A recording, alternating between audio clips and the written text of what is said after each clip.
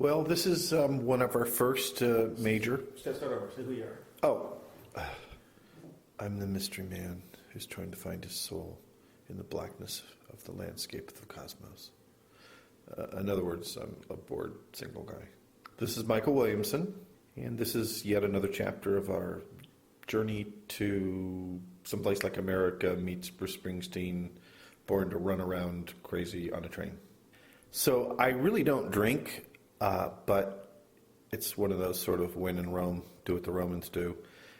While we were going across the desert, I think in Nevada, I was kind of sorry I drank a good percentage of that bottle because I at some point had to relieve myself, and we were on a flat car. Basically, the wind threw it right back at me. I think Dale got mad too. It got on our food. Now, there is sort of this supposed romantic notion, and I think possibly in the early days we were caught up in it because we had high-pressure jobs. You know, I was married, in fact, in a tough marriage, working hard, and there is something, the joke I used to say is, no matter how painful it is on the trains, they can't get you. There's no cell phones, there's no faxes, and there was a little bit of that freedom, wind in your hair sort of thing. But it doesn't last, and in fact, if you look at this next photo of Dale desperately trying to get some sleep on an old grain car, you can gather possibly from the photo that it's moving and shaking and jamming. He's probably really not sleeping, he's just resting. This is Dale Maharidge. I wasn't aware Michael actually took this photo, so I think I was sleeping. We've been going hard. This is our very first Hobo trip. We went 6 days up and down the West Coast, about 1,000 miles of travel in total. We went everywhere, as you can see from this map. The Hobo travels were the hardest of all the work we did on our 30-year journey for someplace like America. We had a lot of fun. As you can see here, Michael is leaping from the top of a car carrier to another car carrier as we're traveling south through the Central Valley. We were like little kids out there in some ways. And you'll see in a lot of these photos, Michael's airborne an awful lot. And he turned into Batman. It's kind of odd. Maybe he was Batman. What happened was that Michael's friend Dennis Warren, the late Dennis Warren, colorized some of our pictures after our Hobo trips. The Batman imagery is interesting because it sounds like you're going out there and you're doing battle with the forces of the trains, the forces of society, and these forces that have driven people on the rails looking for work. But there was nothing brave about it. Maybe in hindsight it was naivete. This is a picture of No Thumbs. He's the hobo who taught me how to ride the rails. When I first got the assignment from Bill Moore to go out and find out what was going on, I went to the Western Pacific Rail Yard and I met No Thumbs, and I spent 3 days with him, and he taught me all the tricks about riding the rails. This is the hobo microwave, as I call it. You take a bottle of wine, fill it to the very, very brim, and you pile paper around it, and when it burns down, by the time it burns down, the water will be boiling, the bottle will not crack, and you'll have hot coffee with your instant coffee. But he told me how to be safe, how to not get killed by the trains, where to step when you cross through cars. And most importantly, he taught me the rule of the road. Never cross anyone. He says, Dale, I never crossed anybody. I can walk into any hobo jungle I want and be safe. 12 weeks after he told me that, he was murdered. This is Paul Avery, our colleague in the Bee newsroom. Paul was a reporter at the San Francisco Chronicle before he came to the Bee. If you saw the movie The Zodiac, Robert Downey Jr. played Paul in the movie, and he really captured Paul. That was the Paul I knew.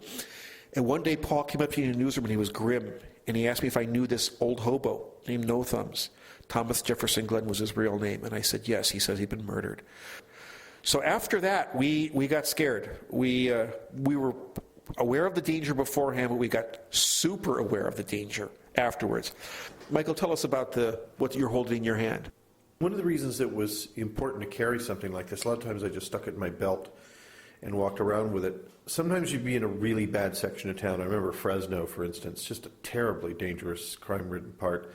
And usually if you're going down the street and you see somebody coming at you that's real scary, you cross the street, you don't even want to have to make eye contact. We were so tired looking and even scary looking, especially with the club in plain view. They crossed the street to get away from us. I guess this segues to Dale and his little knife. This is me in Kansas City after a little over 2 days with absolutely zero sleep. We were in a real badass part of town. There were hairy people around. And this is no act. I mean, look at my eyes. I mean, I look like I'm sleep deprived.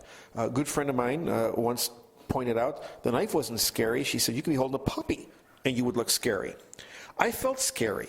At some point you go native. At some point you cross a line and you aren't the outsider anymore. You're the insider, and you wonder, how the hell did we get here? And I'll never forget, what you're seeing here is Michael sitting on the knuckle of a train going across Kansas in a snowstorm. We had no food left. At that point, we had 1 jar of peanut butter left and nothing else. So I have this semi-frozen peanut butter and semi-frozen fingers, and I whip the jar out, and I'm trying to undo the lid, and my hands just weren't nimble, and I dropped it. I dropped the jar of peanut butter on the coldest, hardest steel floor of that rail car, and it shattered. And we were stunned. We just like, oh no, what? And the first thing I did was started picking through the glass, like, well, if we could just get the glass out, we could eat this kind of part in the middle. And Dale's like, no, if you get a little shard down your throat, you bleed internally, and who's going to save you out here? So we decided really not to try to eat the peanut butter. And Michael started crying. We were starving. We hadn't had any food all day. That was our last food. We were on a train in the middle of Kansas. We didn't know it. We had another 10 hours ahead of us of travel in the snow. And we're trying to console him, both Sam and I. It wasn't Michael's fault. But Michael felt guilty. Michael blamed himself. None of our consolation would help. I felt really bad. So we went to our various respective parts of the car and tried sleeping. Yeah, at that point, I watched the two of them in the back of the pickup truck, settle down. I kind of separated myself, feeling like I wasn't worthy to be with the group anymore.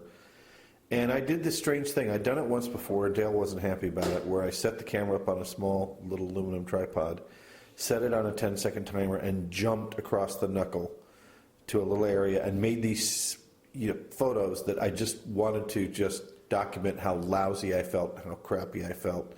So we rode on through the 80s on freight trains. Michael took this on our very first trip by leaping across the train in 1982. The reason I look like I've got fire in my eyes is because I do. I was angry with him. I said, you're going to get killed for this picture. He looks like a puppy dog because I just hollered at him. And then, of course, Dennis Warren colorized this one. And it's we just found it in Michael's basement. It was lost for many years.